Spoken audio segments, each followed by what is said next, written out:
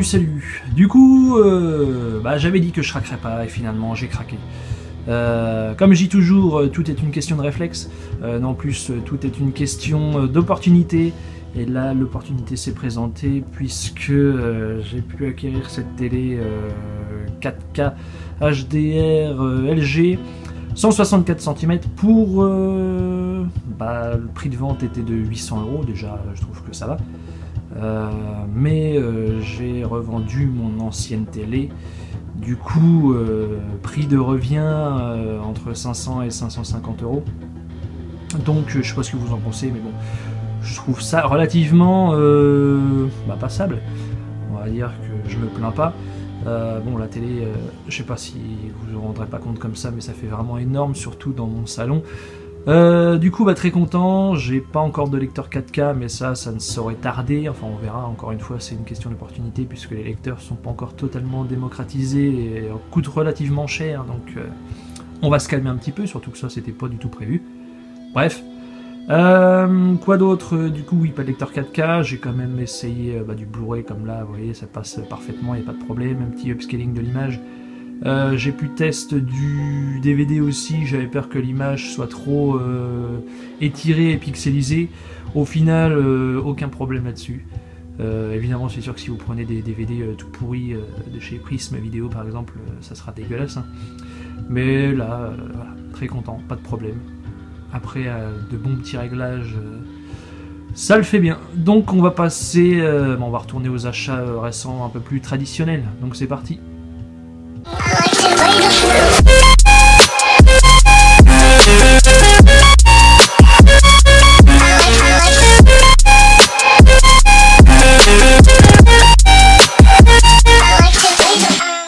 Et bien bonjour à tous, on se retrouve aujourd'hui pour une nouvelle vidéo achat. Donc aujourd'hui, encore une fois, pas mal de choses à vous présenter.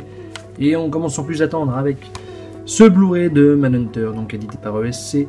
J'avais déjà cette édition. Donc à la base déjà il n'y avait pas de VF dans celui-ci. J'ai dû racheter une autre édition pour obtenir la VF, mais le master audio et vidéo étant dégueulasse. ESC a ressorti celle-ci en France il y a quelques mois déjà, donc là j'ai pu mettre la main dessus pour seulement 3,99 €. Donc le disque de celui-ci ira dans le steelbook, et puis celui-là dégagera. On l'enchaîne avec une pop qu'une amie m'a offert pour mon anniversaire, donc une pop qui me faisait de l'œil depuis très longtemps. Je suis passé devant plusieurs fois, sans franchir le pas comme un idiot. Et voilà, on m'a offert pour mon anniversaire, donc très content, merci à toi. Elle aura une place de choix sur mon étagère spéciale horreur. Donc H. Williams, The Army of Darkness, donc la saga Evil Dead. En cash, je me suis trouvé ce Tsu. Les guerriers de la montagne magique. Donc je le cherchais particulièrement celui-ci parce que c'est un des films qui a inspiré Carpenter pour Jack Burton, et à vrai dire c'est complètement barré ce film. C'est limite épileptique. Le début j'ai plutôt apprécié, la première partie on va dire, et la seconde partie ça se barre vraiment en cacahuète. Et c'est beaucoup moins bien, donc voilà, c'est en demi-teinte. Un petit peu déçu, c'est pas grave. Ça va agrémenter la collection HK, mais sans plus, quoi. Je pense pas que je le regarderai de nouveau. Des achats Nose maintenant, donc ça fait un petit moment qu'il n'y avait rien chez eux. Et là, gros arrivage. Donc je vais pas tout citer parce que ça a déjà été fait dans certaines vidéos. Donc moi je me suis contenté de ce Hungry Birds, le film, donc en édition Steelbook 3D. Pour 2,99 €. En salle, je l'avais vu, c'était plutôt correct. Là, je verrai bien. Et si ça me plaît pas, je le filerai à un de mes neveux, c'est pas grave. Ça, c'est pareil, je l'avais vu en salle, donc adaptation de Stephen King. C'était plutôt correct aussi. J'ai plus trop de souvenirs, mais de toute façon, j'adore Idris Elba. Je sais que le jeu de Matthew McConaughey est un petit peu spécial dans celui-ci. Mais bon, Idris Elba en pistolero, ça le fait grave. Et ouais, je sais que c'est quand même pas mal charcuté aussi. Film plutôt court pour comparer au livre, on va dire. Donc forcément, quand ça cut à mort, ça donne pas forcément de bons résultats. Un petit peu d'animation avec les Schtroumpfs et le village perdu, comme beaucoup, je pense que tout le monde l'a pris celui-ci. Je l'avais vu en salle aussi, donc beaucoup mieux que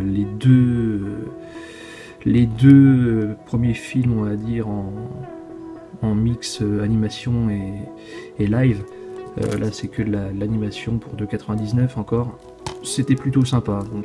Les dernières achats-nose, donc ce petit duo pack, donc dans le Grease et Instinct de survie. Instinct de survie j'avais déjà, mais dans le Grease j'avais un petit peu de mal à le trouver d'occasion. Là pour 4 €, soit 2 € le film.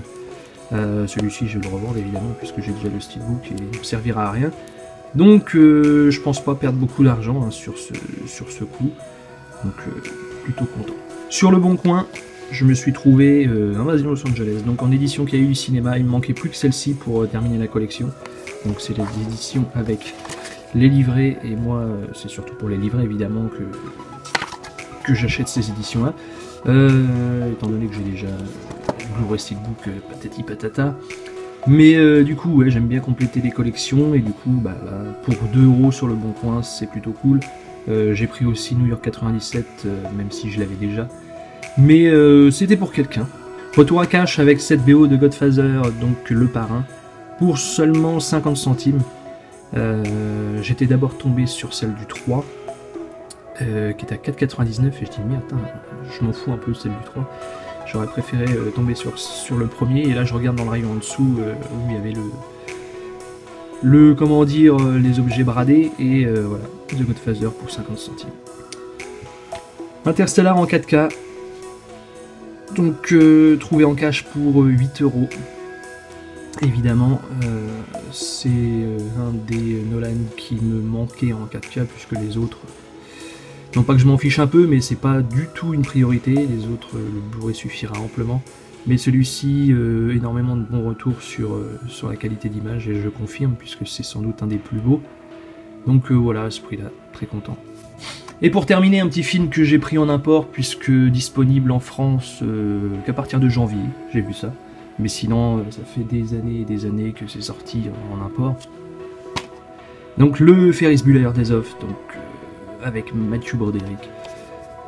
Petite comédie plutôt sympathique, même si j'avais un meilleur souvenir que ça.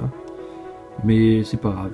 Pour la collection pardon, John Hughes, ça le fait bien. Voilà, encore un film à demi-teinte. J'aime beaucoup le début.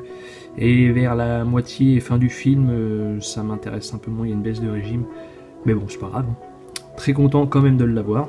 Voilà, c'est tout pour cette vidéo, en espérant que celle-ci vous ait plu. Donc n'hésitez pas à me le dire dans les commentaires, à lâcher un pouce bleu et à vous abonner si ce n'est pas déjà fait. Moi je vous dis à très vite. Ciao!